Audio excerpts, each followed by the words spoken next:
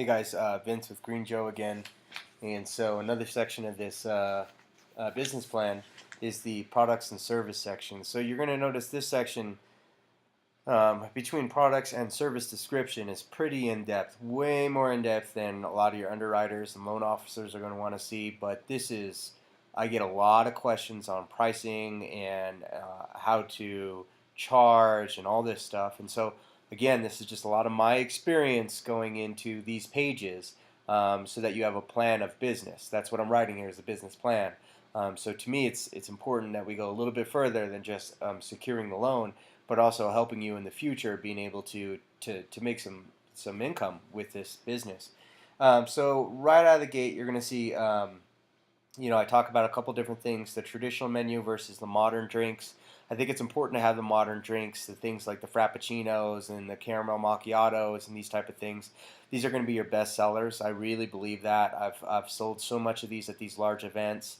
These are what I sample out. I find something that's really popular. I buy little half-ounce cups and I sample, 400 or 500 samples a day, and so you'll make a ton of money by sampling. Anyhow, because it leads to sales, blah blah blah. But what I wanted to talk about was, when it comes to the product, you're gonna have good local coffee. You're going to be selling lattes, but it's important to have that modern drink menu, the fraps, blah, blah, blah. If you're doing very large events, then you're probably going to be limiting your menu. So, like, say, for example, when I did, like, the Gildan Bowl, which was 30,000 people, it's a football game, 30,000 people, I was the only distributor of any coffee or hot chocolate beverages. There's no way I'm going to be able to make lattes for 30,000 people within a 3-hour frame. It's not feasible. So in that particular one, what we ended up doing is we served hot chocolate and coffee. It's a water-based hot chocolate, so you can bring it up to temp by boiling the water and then adding the hot chocolate, as opposed to a milk-based hot chocolate, which you can't bring above 160. It's going to lose temp right away. Or, excuse me, it's going to burn once you get over 160.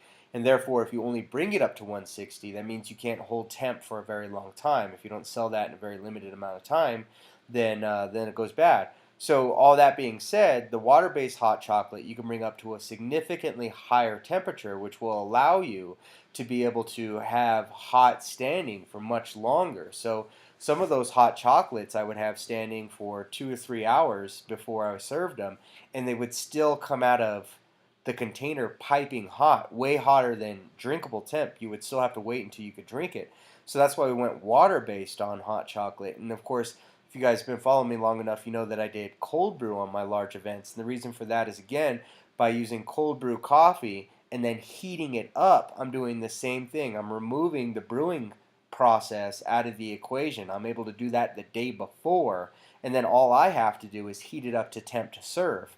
And so it really helps me on being able to assemble my production line and really get out a large amount of product in a fairly limited amount of time. And so that's the two things that I wanted to cover under product.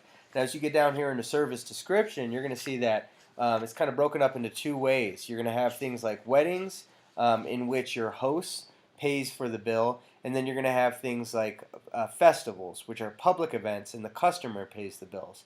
So for weddings, typically we would charge $1.99 an hour, and then we would just have an open menu. I would do a cap on that. I like doing $1.99 an hour because it puts a cap on your service. Meaning, a wedding can be an 8-hour long event, but people are only drinking coffee for maybe 3 or 4 hours. There's a few people out there that might drink coffee later on, but the majority of people, coffee drinking hours are only for a few hours. So staying for the whole event means payroll that I really don't need to be paying. So by forcing the price to be a per hour price, people are going to reduce the amount of hours naturally that you're there, because they don't want to spend as much. And I've had occasions where they've had me for the 8 hours, and great, $199 an hour, $200 an hour for 8 hours. Do the math on that. That's 16, that's $1,600. That's worth me staying for 8 hours for. So I don't mind those. So that's what I would use for public events. For private events. And then for the public events, what we would use is we would do so.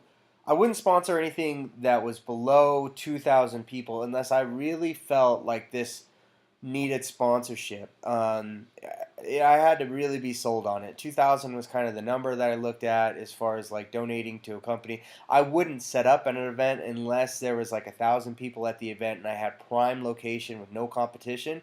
So the 1,000 people is what I would use to gauge on whether or not I'm even going to set up. 2,000, and if you want me to give you money to set up, then I'm going to need at least 2,000 people. I'm going to need exclusivity to this event, those type of things. Typically, the approach that I would have is I would always try to get. For me, what I would try to do is I would try to give them free coffee to their volunteers and staff as opposed to giving them money. So one, because that saves me a lot of money. Two, because now staff and volunteers are just huge advertisers for you. When they're walking around with a cup of coffee, people say, well, where'd you get that cup of coffee? They're going to point it towards you, right? But if you have some other company in there that's sponsoring the event with free coffee, like Starbucks or something, people are walking around, volunteers are walking around with that cup of coffee, and the public asks them, where'd you get that cup of coffee? Then the volunteers going to say, oh, they were only for volunteers. They're not going to point in your direction. So I really like to get sponsorship in the form of a coffee donation to staff and volunteers as opposed to monetary donation. And I would approach it in the same right that I would approach monetary donation. So I would ask for placement on the T-shirts, placement on the banners, prime location, everything that I would ask for out of a sponsorship package. So I would have them send me the sponsorship package so that so I can see what they're offering their sponsors, and then I would try to kind of wheel and deal that with a coffee bid. Again, this stuff doesn't need to be in your business plan as far as you're trying to obtain funding. The underwriters don't need to see this, but this is very pertinent information for you guys so that you can take this information and build a successful business. Let me just double check here. There's a couple other things in there that I put as far as like the service descriptions.